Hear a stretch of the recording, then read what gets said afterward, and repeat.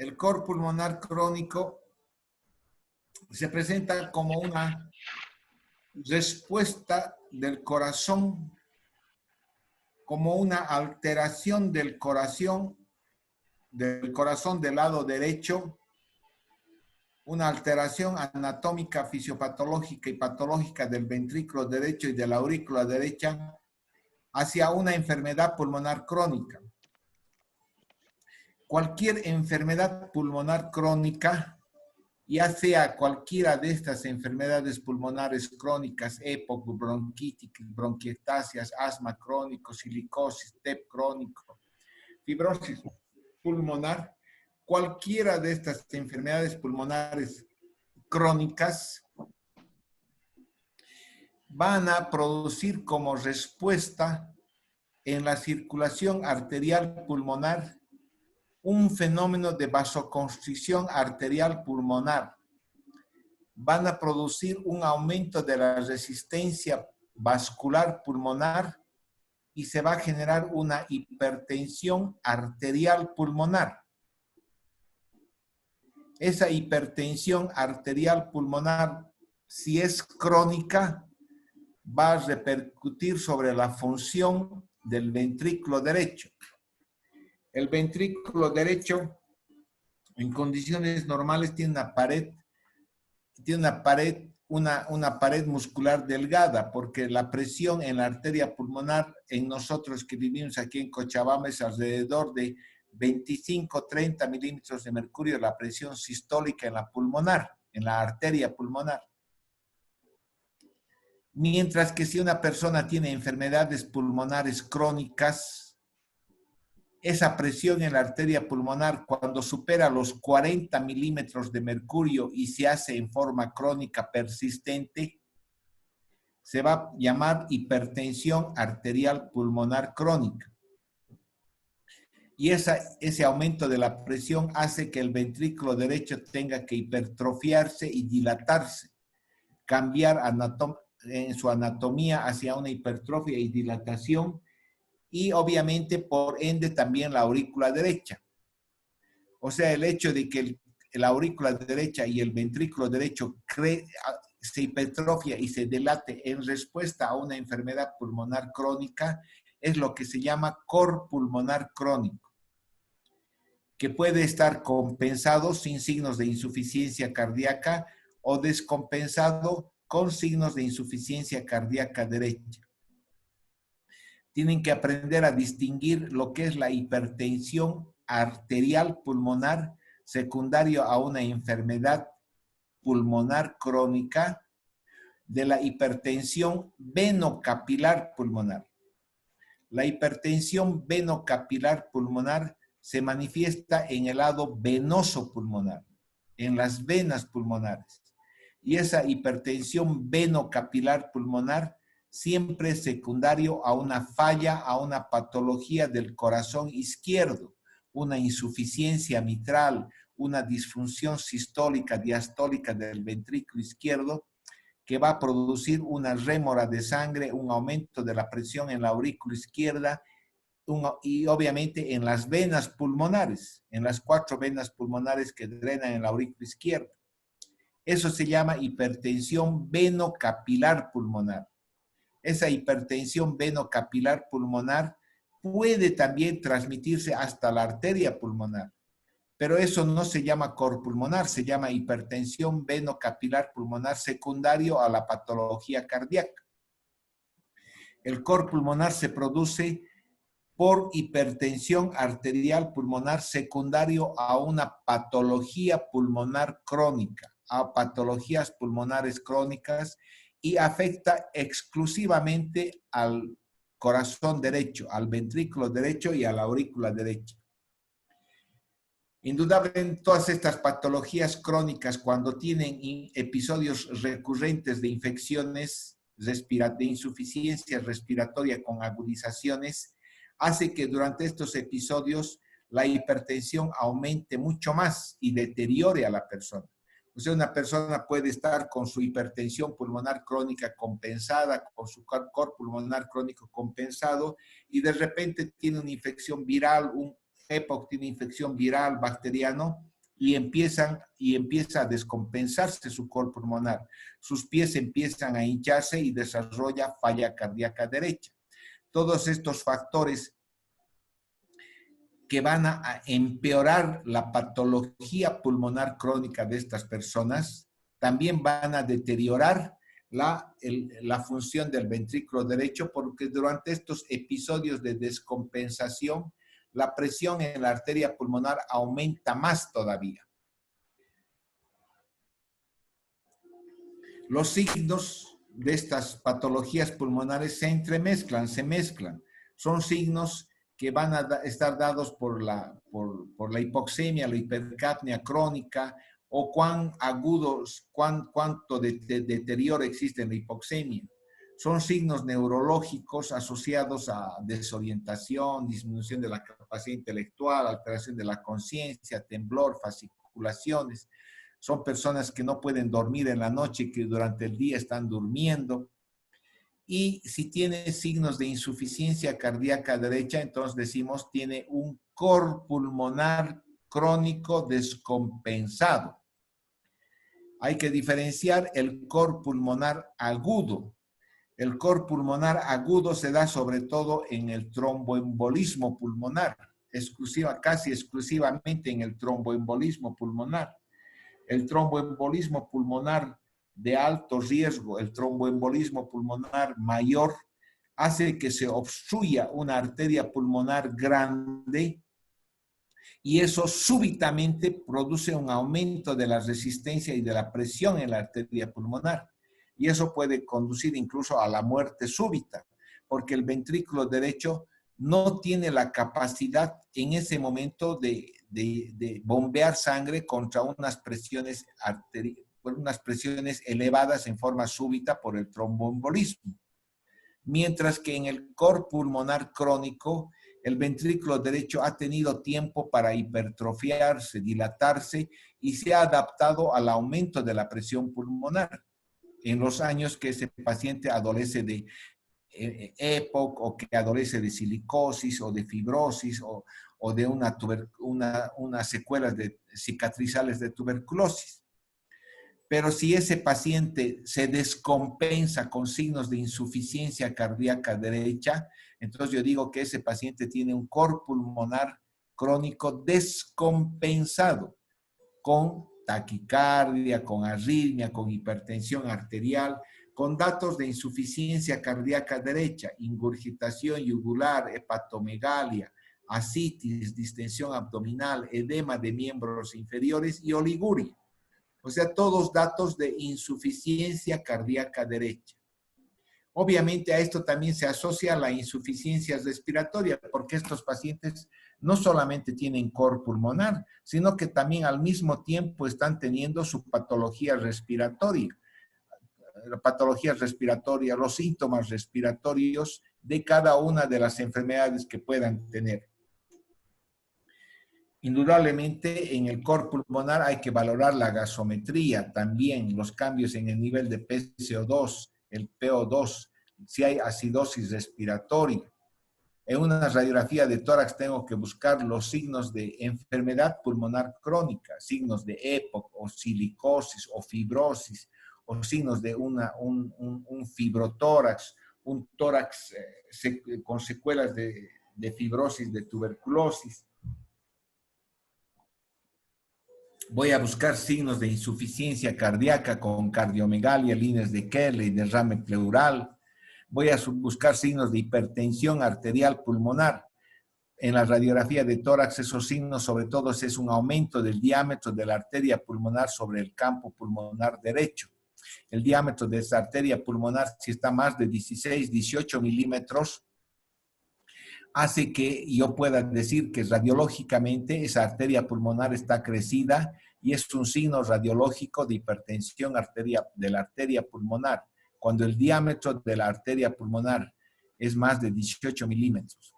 Obviamente voy a buscar factores desencadenantes para la descompensación, porque los pacientes habitualmente viven con su EPOC y su cor pulmonar relativamente compensados, pero pueden por algún motivo desencadenante, un factor desencadenante descompensar, y eso también hay que recibir tratamiento. En el electrocardiograma voy a tener hipertrofia de aurícula y ventrículo derecho y arritmias supraventriculares sobre todo. La ecocardiografía va a haber hipertensión, hipertrofia del ventrículo derecho y datos y la medición de la presión sistólica de la arteria pulmonar. Presión sistólica de la arteria pulmonar. Eso se llama hipertensión arterial pulmonar. Hipertensión arterial pulmonar. En el laboratorio, como respuesta a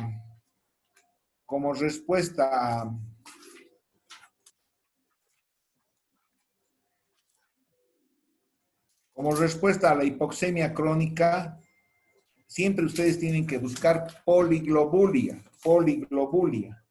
Tienen que buscar poliglobulia. Siempre tienen que buscar poliglobulia.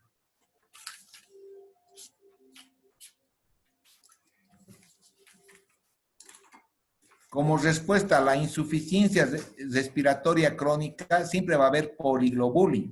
Y obviamente la poliglobulia va a empeorar la situación, porque los individuos, la poliglobulia hace que aumente la densidad de la sangre, aumente la viscosidad de la sangre. Entonces esa sangre viscosa es más difícil de movilizar a través del sistema circulatorio. Entonces, tanto los ventrículos tienen que tener una mayor fuerza contráctil para mover una sangre que tiene una viscosidad aumentada. Es por eso que la poliglobulia también tiene que ser controlada. Tenemos que evitar que estos pacientes tengan niveles de hematócrito mayores de 55, porque niveles de hematócrito mayores de 55 hace que la viscosidad de la sangre sea muy alta y aumente la necesidad de un mayor trabajo cardíaco para impulsar una sangre muy viscosa. Es una sangre como el agua. Entonces, si ustedes imaginan, si ustedes para desplazar agua necesitan, para desplazar un contenido como líquido, como agua, es fácil. Si quieren desplazar una solución que es como la agua, entonces necesitan mayor fuerza. Entonces, por eso es de que el corazón, además de la hipertensión arterial, tiene que generar fuerza para desplazar un líquido que tiene una densidad mayor. Entonces, los niveles de poliglobulia mayores de 55% tienen que ser controlados. Puede haber alteraciones electrolíticas. Y obviamente en la espirometría, dependiendo la patología pulmonar, vamos a tener cambios en la espirometría. El tratamiento del cor pulmonar pasa sobre todo por controlar la hipoxemia. La hipoxemia, ¿por qué es la hipoxemia la que va a producir el aumento de la hipertensión arterial pulmonar, la poliglobulia? En las agudizaciones de esos cuadros ya hemos visto esta diapositiva que debemos controlar la hipoxemia. Para el cor pulmonar crónico, entonces, ¿qué es lo que tenemos que hacer? Suspender el tabaquismo y suspender todo estímulo externo que vaya a agravar la enfermedad pulmonar. Si una persona tiene fibrosis pulmonar y trabaja de panadero, entonces va a seguir inhalando los tóxicos de la manipulación de la harina. Si una persona tiene asma crónico y trabaja de pintor de autos, entonces va a seguir inhalando los químicos que se nebulizan durante la pintura del auto. Entonces hay que sugerir cambios para evitar que siga produciéndose el daño pulmonar. Y hay que controlar la oxigenoterapia. Hay que mantener una oxigenoterapia incluso permanente, porque toda vez que si la saturación es menos de 85% en reposo, este nivel de saturación es muy bajo. Entonces, este nivel de saturación de menos de 85% va a producir los cambios fisiopatológicos que van a llevar hacia el cor pulmonar. Poliglobulia, hipertensión pulmonar. O sea, debemos evitar que la persona viva con niveles de saturación menores de 85%. Y obviamente eso se logra con oxigenoterapia a domicilio, haciendo que esas personas tengan o tubos de oxígeno o concentradores de oxígeno, de tal forma que usen oxígeno por lo menos 14 a 16 horas diarias, si no es mejor las 24 horas, para llegar a una saturación de oxígeno entre 88 y 90%. No se necesita tampoco tener una saturación de oxígeno de 96%. Es suficiente que tengan entre 88 y 90%, y con ese nivel de saturación rompen el círculo vicioso de la hipoxemia, generación de poliglobulia, aumento de las resistencias, aumento de la hipertensión pulmonar. Es importante que la oxigenoterapia domiciliaria se haga sobre todo en la noche. Muchos pacientes dicen, y no voy a poder hacer nada. Entonces hay que tratar de equilibrar el tiempo de oxigenoterapia y cierta actividad de los pacientes. Deben recordar que durante la noche, en el sueño, todos los humanos ventilamos menos, entonces nuestra oxigenación disminuye.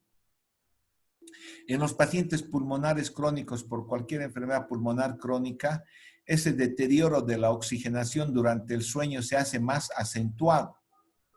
Entonces, si durante el día ese paciente tiene 84, 83 de saturación, durante la noche en su sueño es posible que baje a 70, 75. Y durante esas horas del sueño se produce mayor alteración, y es donde debemos controlar con mayor énfasis la hipoxemia. Es por eso que se sugiere que esta oxigenoterapia domiciliaria sea sobre todo en la noche, desde las 8 de la noche hasta las 8 de la mañana. Eso significa 12 horas de oxigenoterapia. Y después del almuerzo, unas horas para mejorar la digestión. Después del almuerzo, siempre el ingesta de la comida hace que nosotros tengamos que tener un mayor consumo de oxígeno en el aparato digestivo. Entonces, después del almuerzo, entre las 13 y las 15, pueden recibir otras 2, 3 horas de oxígeno. Entonces, si reciben oxigenoterapia desde las 20 hasta las 8 de la mañana y de 13 a 15, están completando más o menos las 14, 16 horas por día de oxigenoterapia, que es el tiempo necesario para mantener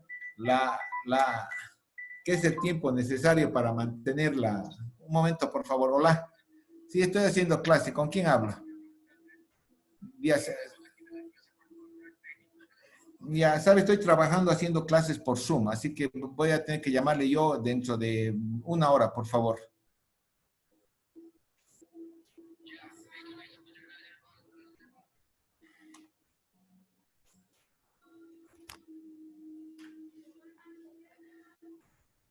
Entonces, la oxigenoterapia a domicilio tiene que ser por lo menos 14, 16 horas diarias. No es prudente que una persona le diga, me he puesto media horita en la mañana, media horita en la tarde, sí, un ratito me pongo, porque esa media horita no es suficiente. El tiempo en que debemos romper el círculo de hipoxemia tiene que ser prolongado para evitar que se produzcan los cambios que generen el cor pulmonar. Personas que usan una horita, media horita de oxígeno en su domicilio, no es prudente y no es útil. Si van a usar oxigenoterapia domiciliaria, tienen que ser por lo menos 14, 16 horas diarias. Obviamente, muchas personas no quieren usar oxigenoterapia, entonces tienen que cambiar de residencia. En Bolivia, indudablemente, tenemos la ventaja de que tenemos diversas ciudades a diversas altitudes. Si yo estoy hipoxémico en La Paz, a una altitud de 3.000 metros, puedo venir a Cochabamba. El solo cambiar de altitud de 3.000 metros a 2.500 metros puede ser que rompa la hipoxemia. Puede ser que rompa la hipoxemia y pueda vivir adecuadamente. Y es más, hay muchas personas que tienen enfermedades pulmonares crónicas que de La Paz se vienen a Cochabamba. Entonces, el cambio de residencia a un lugar de menor altitud, mejorando la presión barométrica y mejorando la oxigenación, puede también cambiar el ciclo de la hipoxemia crónica. O de lo contrario, pueden ir hasta Santa Cruz. Santa Cruz, que está a 300, 400 metros sobre el nivel del mar, tiene una mayor presión barométrica y va a mejorar su oxigenación. Hay que usar broncodilatadores en forma crónica de acción prolongada. El salmeterol con fluticasona, sobre todo para mejorar la ventilación y evitar cualquier componente de obstrucción de la vía aérea. Si estos pacientes tienen un componente de obstrucción de la vía aérea, disminuye más aún su ventilación. Entonces, una silicosis, una tuberculosis cicatrizal, son personas que tienen un aumento de la cantidad de secreciones a nivel del árbol bronquial. Estas secreciones producen irritaciones y pueden producir obstrucción de los bronquios. Entonces, el uso crónico de broncodilatadores evita que exista un factor de broncoconstricción y que disminuye la ventilación. Se puede también usar corticoides, dependiendo si hay un factor de broncoconstricción importante, de espasmo bronquial, por vía oral y en la menor dosis efectiva. No es necesario darle dosis altas de corticoides, porque al final los corticoides a dosis alta va a terminar produciendo efectos colaterales como hiperglicemia, alteración muscular, osteoporosis. Indudablemente esta parte del tratamiento pasa por mejorar la oxigenación, pasa por controlar el problema pulmonar. Si el paciente empieza a tener datos de insuficiencia cardíaca derecha, la base del tratamiento está en la administración de diuréticos. Diuréticos para disminuir la sobrecarga hídrica y mejorar la función de los ventrículos. Se puede usar espironolactona, se puede usar tiacídicos o la furosemida. Es también importante evitar otros fenómenos que vayan a complicar la evolución de un paciente pulmonar crónico. Los pacientes pulmonares crónicos, por su hipoxemia, están confinados a una silla, a su cama, o sea, su actividad es mínima. No están haciendo una actividad de 8 horas caminando, sino están la mayor parte del tiempo en reposo. Y si encima tienen poliglobulia, entonces tienen dos factores que hacen que tienen tendencia a tener una enfermedad venosa tromboembólica, a tener trombos en los miembros inferiores. Tienen éstasis venoso por el reposo y tienen aumento de la viscosidad sanguínea por la poliglobulia. Entonces, estas personas pueden hacer enfermedad venosa tromboembólica y cualquier fenómeno embólico adicional a una enfermedad pulmonar crónica va a deteriorar más su problema. Entonces hay que a veces hacer anticoagulación crónica con warfarina o con los nuevos anticoagulantes como el rivaroxaban, el apixaban. Si van a usar warfarina, tienen que dar una dosis suficiente de warfarina para tener un INR entre 2 y 3, un nivel de anticoagulación entre 2 y 3. No hay que dar dosis abundantes mayores de warfarina para que la anticoagulación sea muy alta, porque puede producir sangrado. Tampoco hay que dar dosis bajas de tal forma que la anticoagulación sea baja, 1 o 1.5, es como si no estamos dando nada. El nivel de anticoagulación óptima con warfarina para pacientes con cor pulmonar e insuficiencia respiratoria crónica es buscando un INR entre 2 y 3. Hay que hacer fisioterapia respiratoria, nutrición programada de ejercicios y hay que hacer vacunación anual para el virus de la influenza, para el virus del resfrío y la vacunación anual contra el neumococo. Porque cualquier infección viral o infección bacteriana que aparezca en estos pacientes pulmonares crónicos va a producir un deterioro de su función pulmonar, un deterioro, un empeoramiento de su hipertensión pulmonar y va a agravar el cor pulmonar. Eso es el tema de cor pulmonar. Ahora vamos a hacer el tema de obstrucción de la vía aérea alta.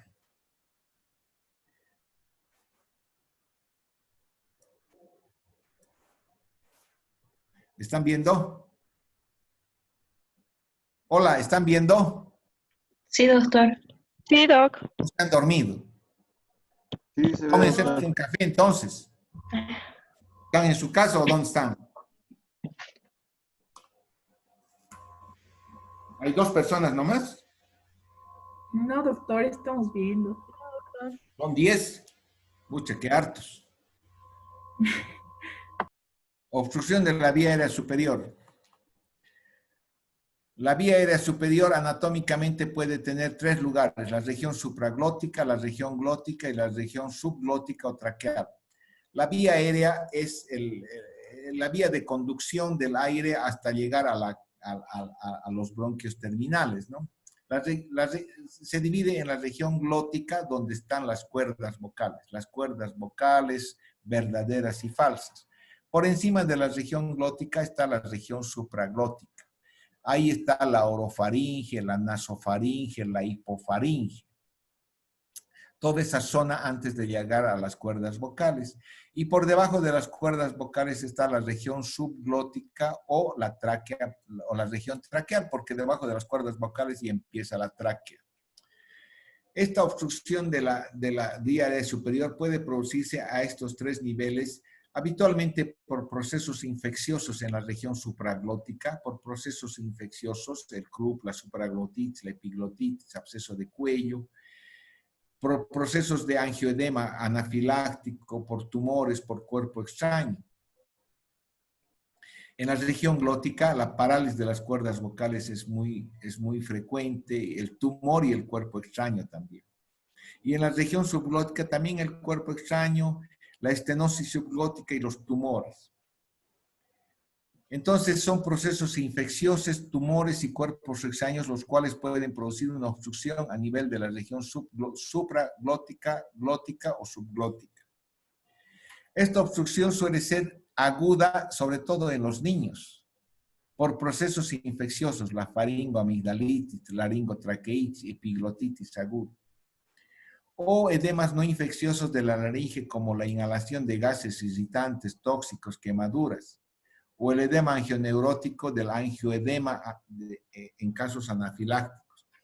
Cuando hay una reacción anafiláctica por una picadura de abeja, a veces se produce una urticaria y a veces este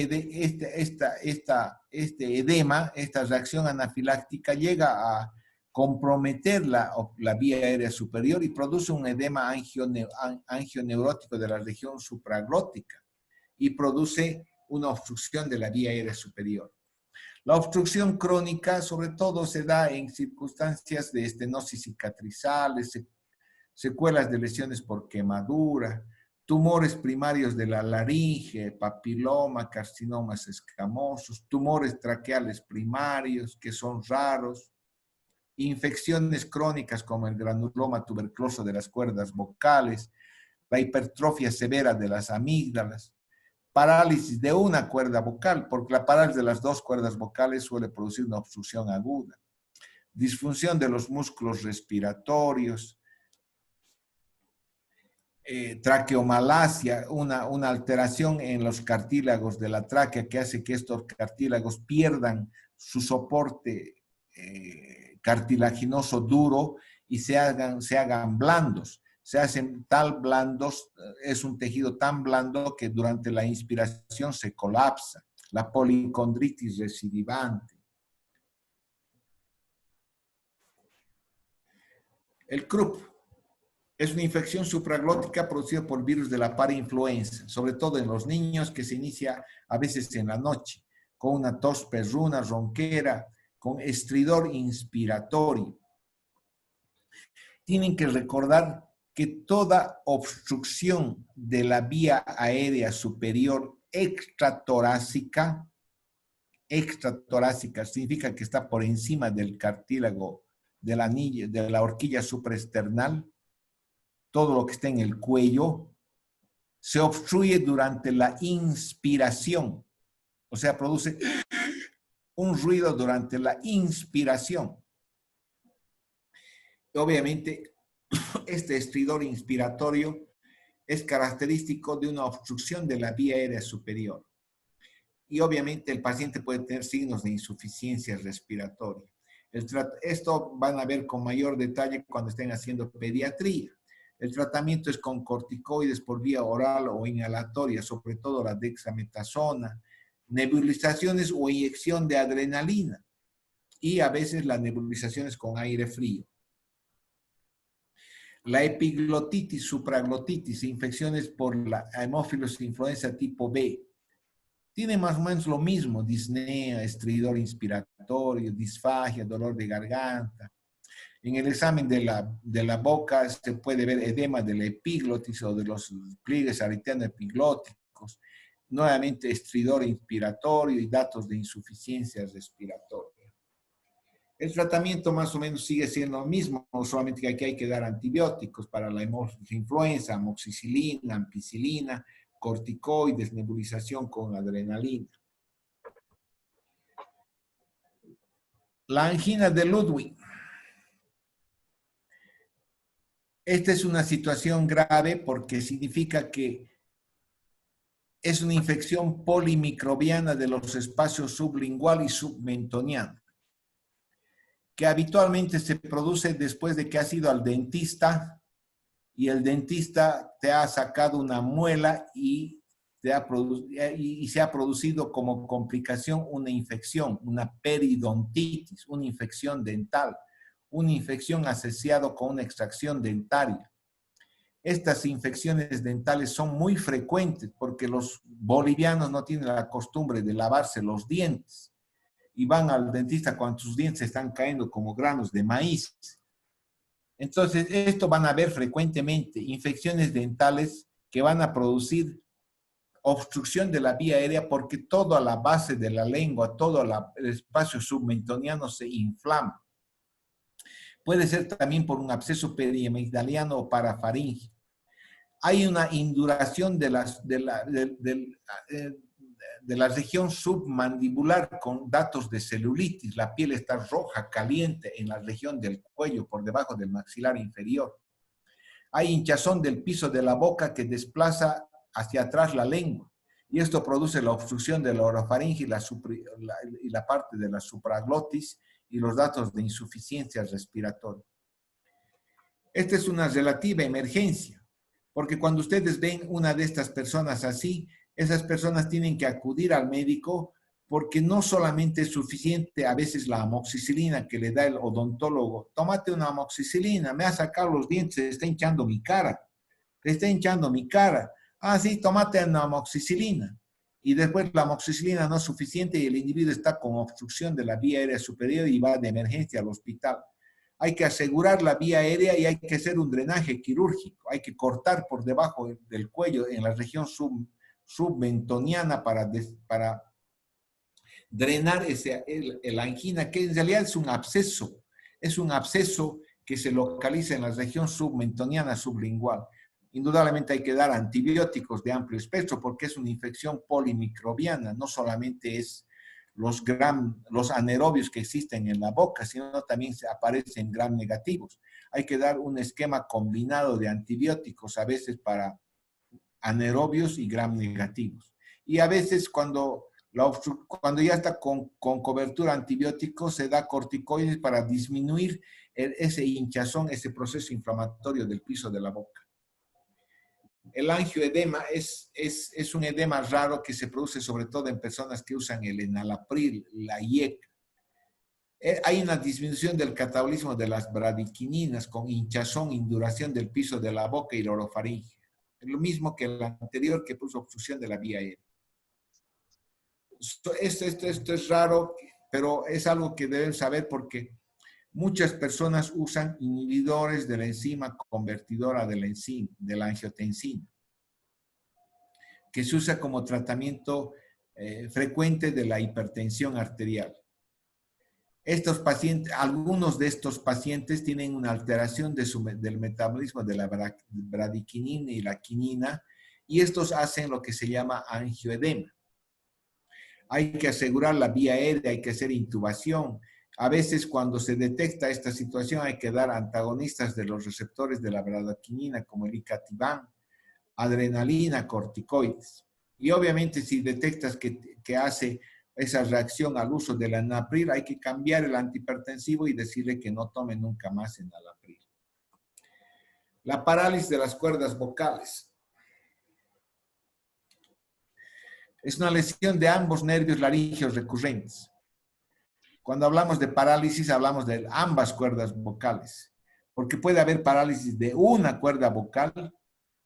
Si la otra cuerda vocal está funcionando, se produce todavía apertura de la glotis y produce una ventilación adecuada. Para que haya una obstrucción de la vía aérea superior, tiene que haber parálisis de ambas cuerdas vocales. Sobre todo es después de una cirugía donde existe una lesión de los nervios laríngeos recurrentes, cirugía del tórax superior o del cuello, en las tiroidectomías totales, donde a veces se seccionan ambos laríngeos recurrentes, en las cirugías por neoplasias del tiroides, donde hacen resecciones amplias del tiroides y se llevan tiroides, paratiroides y se llevan también los laríngeos recurrentes.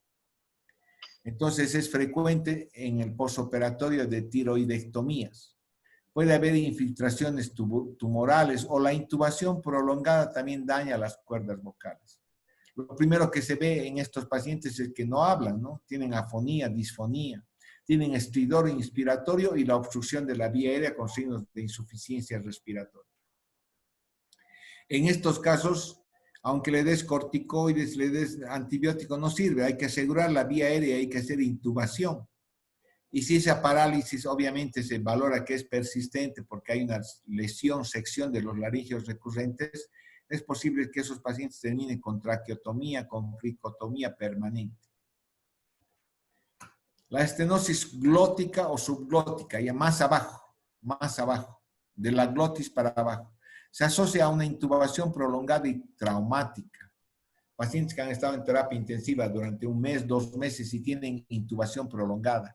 Es por eso que los pacientes que están en terapia intensiva y en los que no se logra la extubación del paciente después de 10, 12, 15 días y vemos que la patología, la enfermedad o el paciente no es candidato para extubar porque su enfermedad sigue vigente o está asociado a complicaciones, es que después de los 10, 15 días se debe considerar realizar una traqueotomía para poder extubar a este paciente y mantener la ventilación o mantener el manejo de la vía aérea a través de la traqueotomía y evitar una intubación prolongada y traumática que después de 3, 4 semanas puede producir una estenosis subglótica o glótica y eso traer problemas mayores.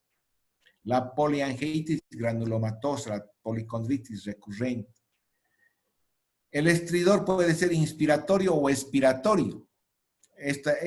La región subglótica y glótica ya está en la región por debajo en la región intratorácica. Entonces la obstrucción puede ser inspiratoria y expiratoria.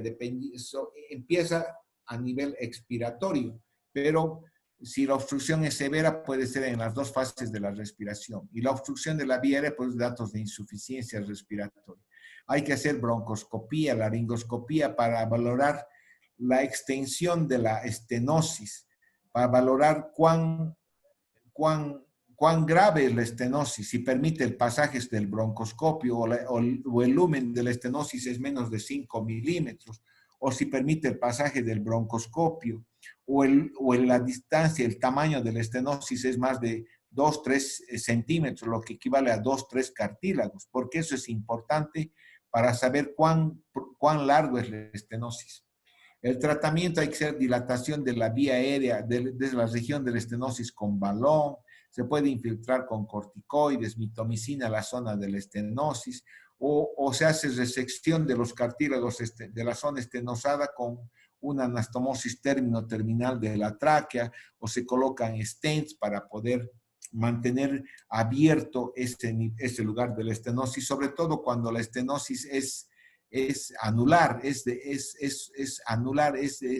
pequeña.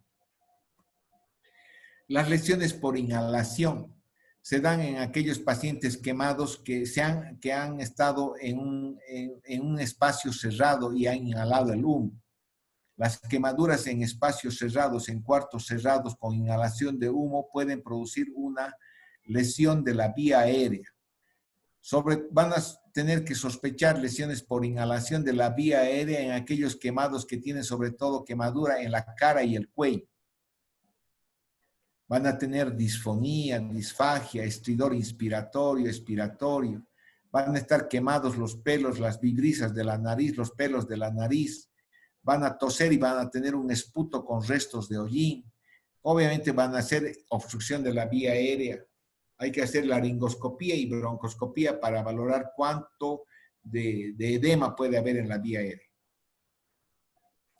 Es importante saber que estas lesiones por inhalación, por quemadura, ustedes pueden valorar a un paciente en este momento a las 3 de la tarde en emergencia, tener cierto grado de disfagia, tener ciertos criterios de quemadura de la vía aérea, pero no estar obstruidos y decir, este paciente va a estar bien. Sin embargo, a las 10 de la noche ese paciente puede estar haciendo paro porque se ha obstruido completamente su vía aérea. Existe un deterioro progresivo y rápido en las primeras horas. Todos los pacientes quemados cuando sobre todo existen lesiones por inhalación de la vía aérea, pueden deteriorar rápidamente por el edema, por el hinchazón, por el proceso inflamatorio concomitante que sucede en las horas siguientes al accidente de la quemadura. Hay que manejar la vía aérea y hay que dar corticoides. La obstrucción crónica puede ser asintomática. La obstrucción crónica puede tener disnea de esfuerzo, estridor, inspiratorio, expiratorio, disfonía, tos persistente.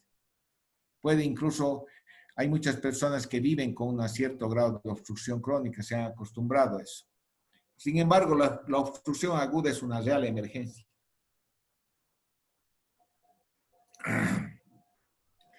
La obstrucción de la vía aérea, superior es una real emergencia.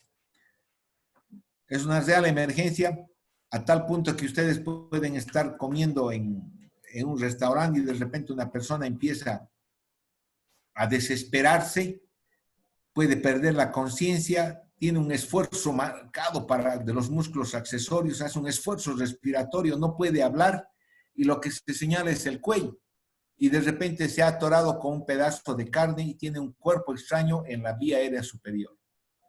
Entonces eso hace que sea una real emergencia, porque ese paciente hace hipoxemia severa rápidamente, cianosis, y puede entrar en un paro cardíaco con actividad eléctrica sin pulso. Entonces esa real emergencia, por ejemplo, de un cuerpo extraño, ese paciente ustedes no lo van a decir, vamos, lo voy a llevar en mi auto al hospital, porque ese paciente se va a morir ahí. Lo que quizás podrían hacer en ese momento es hacer una maniobra de Heimlich para tratar de desobstruir a esa vía aérea del cuerpo extraño. Y obviamente si esa maniobra de Heimlich es exitosa, ese paciente les va a agradecer toda su vida. Si tienen una patología como las que hemos señalado previamente, de Krupp, de epiglotitis, lesión por inhalación, entonces esos pacientes van a tener que ser manejados a nivel del hospital. E incluso en el hospital la obstrucción aguda sigue siendo una emergencia, porque a veces muchos médicos no pueden intubar a un paciente. Entonces a esos pacientes lo que hay que hacer es manejarlos con máscara laringea. Hay que a veces manejarlos solamente con máscara y ambú. Hay que hacer videolaringoscopía. Hay que hacer una intubación con con guías para poder adivinar dónde está la vía aérea. O hay que hacer de emergencia cricotomía o traqueotomía. Entonces, una obstrucción aguda de la vía aérea, incluso en el medio hospitalario, es una emergencia que debe ser manejado por personas, por personal médico que tenga experiencia en el manejo de la vía aérea. Cuando las personas, los médicos jóvenes se enfrentan a eso, lo mejor que pueden hacer es tratar de oxigenar al paciente lo más que se pueda y esperar a que venga una persona experimentada para manejar. Porque si uno trata de intubar a una persona que tiene epiglotitis, que tiene una estenosis de tráquea, a veces es imposible de hacerlo, porque el paciente está tan inquieto, no puede respirar, está peleando, y el médico joven, el residente, agarra, póngale midazolam, póngale un diazepam, encima lo hacen dormir, no puede intubar y está realmente en un serio problema. Entonces, a veces es mejor tratar de oxigenar y pedir la ayuda para que esta vía, esa emergencia de obstrucción se la maneje con máscara laringea, con videolaringoscopía o con una intubación con guía dirigida, con catéter largo dirigido. Indudablemente una obstrucción crónica de la vía aérea va a permitir pues hacer estudios funcionales de espirometría, radiografía de tórax, de cuello, tomografía de tórax, de cuello, endoscopías, laringoscopía, broncoscopía, para poder valorar dónde está la obstrucción, para poder valorar la etiología de la obstrucción y darle el tratamiento de acuerdo a lo que uno encuentra. Ahora estamos en paz. Quisiéramos estar aquí. Eso es todo, amigos. ¿Me escuchan?